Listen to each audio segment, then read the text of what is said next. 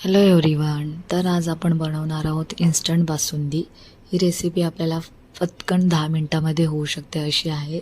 तर शेवटचा गुरुवार होता, उद्यापन पण होतं, त्याच्यामुळे मला वर्किंग वुमनवाल्यांसाठी तर ही खूप स्वीट्स बनवणे ही खूप तारेवरची कसरत असते. सो मी ह्यावेळेस ट्राय केलं की आपण पटकन होणार आहे आणि आपल्याला स्वयंपाक पाणी करून हळदी कुंकवाला पण जायचं, तर आपण ही रेसिपी नक्की ट्राय करू आणि माझ्या मैत्रिणीसोबत पण शेअर करू.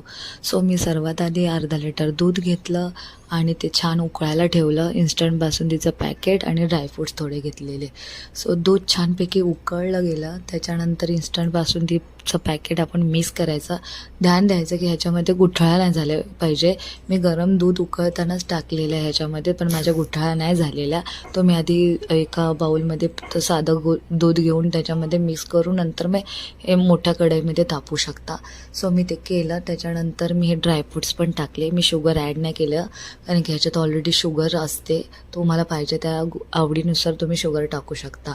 आणि इथे हार्डली 10 मिनटामध्ये छान आपलं दूध आटलं आणि थिकनेस पण बघा तुम्ही रेसिपीला किती छान आलेले आहे.